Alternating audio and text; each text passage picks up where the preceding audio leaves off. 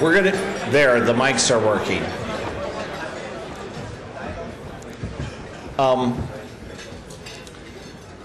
One of the things that we've done at every one of these Brussels Forum meetings is had a few words from the High Representative.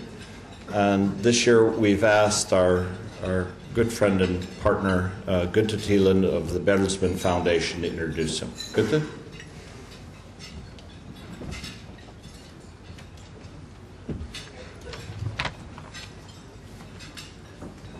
Excellencies, ladies and gentlemen, good evening. It's nice to see so many familiar faces tonight returning to this forum for our ongoing dialogue. And it's great to welcome as well new faces in the table to expand our expertise and insight. It's a special pleasure to thank our host, Craig Kennedy, and his talented team in Brussels and Washington for bringing us together. Thank you very much, Craig. Ladies and gentlemen, the dialogue and debate has already begun. We have a full menu of topics for transatlantic collaboration, a fitting assignment for this audience. And I would like to encourage us to use these days, these 2 days, also to address the driving forces behind the agenda today. What are the topics behind the topics? And I have 3 examples. The first, when we talk about evaluating democracy promotion, will we look not only for free elections, but also consider the quality of democracies? The Bertelsmann Transformation Index, which tracks about 125 countries in transition, recently released its latest report. And we concluded that democracy is still gaining ground worldwide. About 4 billion people now live in democracies, with only 25 billion living under autocrats and dictators. But we can't stop there. This year's data showed 75 countries with systems of free elections, but only 13 out of them, only 13 of these transitioning countries with a functioning separation of power. For me, there's no doubt we need to direct more attention in the political quality of democracies. And second, when we debate Russia's political trends, we will consider as well Russia's internal demographic and health challenges. We often talk of a rising power broker. But Russia's population has been declining by nearly 700,000 people and citizens every year. What programs are underway for Russia to invest their oil and gas benefits in social, in education and health systems? And third, when we talk about the Middle East and the Arab world, naturally there is concern for the immediate security crisis and potential escalation. But instead of looking at it only as a region of instability, we must also think about the potential of this region for innovation, opportunity and resources. When I'm talking about resources here, I do not mean only energy resources, but even more importantly, human resources. Human resources. I would urge us to consider also talking about areas like education and development, where we can encourage the region's powerful human resources to bloom and promote equal participation in the globalized world.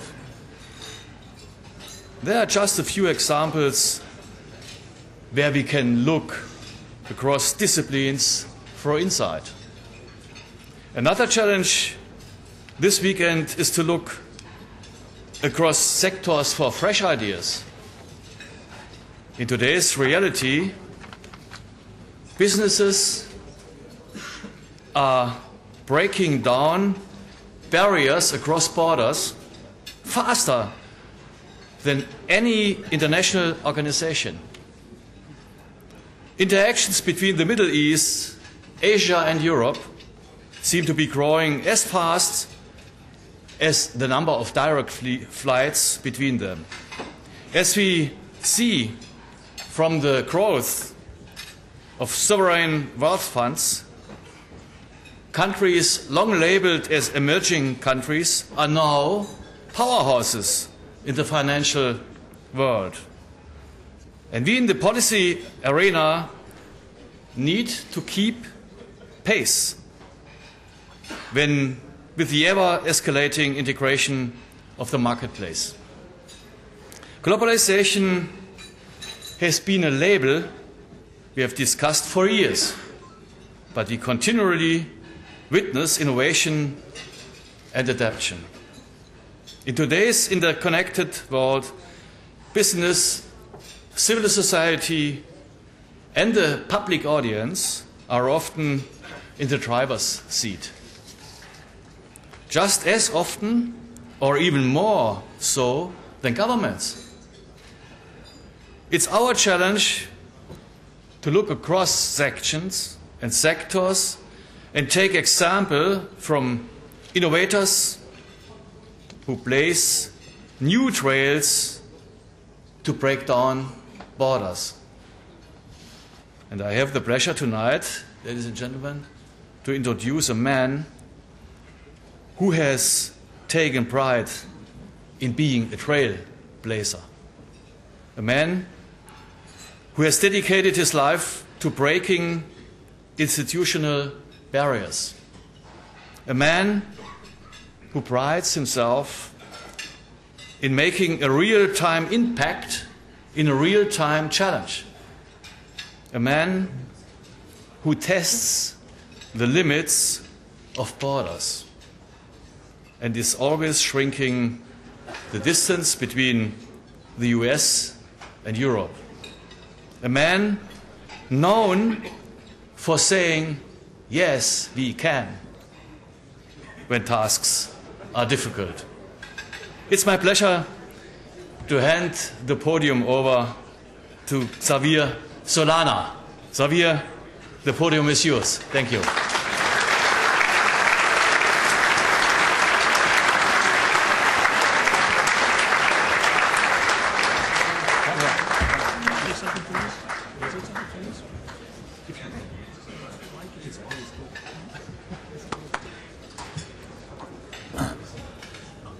Thank you very much. Thank you very much, Gunter, for your kind words out of our friendship, exaggerated, as you know very well.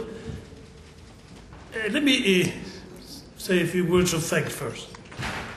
Thanks to you, Craig, and to the Rasmussen Fund. It is the third time that we get here together. I think I've been with you all, the 3 years, and it's been a real pleasure. And I hope very much I will continue with this type of meeting once a year at least, here in Brussels. Good friends from the United States, from other countries, and people from the European Union, from the countries of the European Union, from future countries of the European Union, trying to continue to keep these fundamental links that we have been created, our fathers created, on the transatlantic links. Let me think for a moment, if we were to meet not today, but a year from now, the world may be very different, or may begin to be very different. A year from now, we will have a new president of the United States. A year from now, we will have a new president in Russia. A year from now, we will have already operational the new treaty, the Lisbon Treaty of the European Union, with the possibility to have in the European Union acting better, acting together, acting in a more coherent fashion.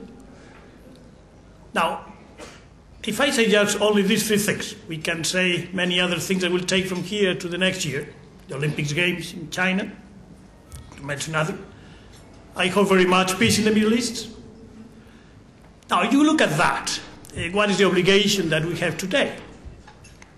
I think the obligation we have today and tomorrow in this meeting is to try to continue constructing together a vision for the future, Europeans and Americans together, other friends from other places of the world. I see the ambassador of Russia here. To try to get together with a multilateral approach to solving the problems of the world. There is no other way. When we look at the problems that we have today, let me mention just two, which will have no solution if they're not done multilaterally and together. And it will not be enough to have 2, 3, 4 countries, even 8. It will require probably all the countries of the world to work together. Take climate change. Probably the first time that we are conscious that a problem of this dimension cannot be solved by a group of countries alone, that it has to be solved by all the countries and cooperate on a multilateral forum. Let's look at another of the big problems that we may face in the foreseeable future, which is non-proliferation, and all the issues that have to be linked to disarmament. And I would like to say to our American friends that I think the time has come that we take a look at the question of disarmament together with non-proliferation. And I hope very much that the next President of the United States will take it and tackle this issue. It's the most important issue that we have in the agenda. So we put the two together, climate change with all the consequences, and non-proliferation and disarmament and all the consequences, in a world in which the one and the second are related through energy, and therefore through the peaceful use of nuclear energy, which will have consequences to fight the climate change, but at the same time will propose to us a big problem with proliferation. Therefore, if we're able to solve these problems intelligently, in a multilateral fashion, and with the coordination between the countries represented here, I think we have a big opportunity to move the world into a better place and to get really our continent, our planet, a better place also from all aspects of life. Let me just say a word about what I think is a concept that has to be put into place in our thinking, which brings from the two issues I just mentioned, non-proliferation and climate change. I think we have to begin thinking about what is the meaning of responsible sovereignty. I think it's a concept that we have to begin working about and trying to develop this concept. I think that at this point in time in we are living, it will be very difficult not to understand properly that everything that is done in a country has consequences for every country. And therefore, that is no solution for the problems of a country alone. And I think very much that if this concept is work, if this concept is developed, I think we have a possibility also to move into a world which will be more safer, and at the same time with the capability to develop economically, politically, socially. I hope very much at the meetings of today and tomorrow, as I said in the fourth time that we meet, and hoping that will not be the last, that we'll have many more occasions to meet together in this format, that we look to the possibilities that the years ahead, or the year ahead, is going to open to us, that we are able to tackle this opportunity and move on. Thank you very much to everybody who has contributed to these meetings in the last years. Liz, thank you very much to you and to what you represent. Thank you very much to all the friends here. And let's have a good session today and tomorrow. And let's see if we can contribute to maintain solid the transatlantic relations, and extend it to other countries which are here represented today. As I said, last year we'll have new circumstances. Let's hope that those circumstances allow us to move on forward together. Thank you very, very much, and good discussions here today and tomorrow. Thank you.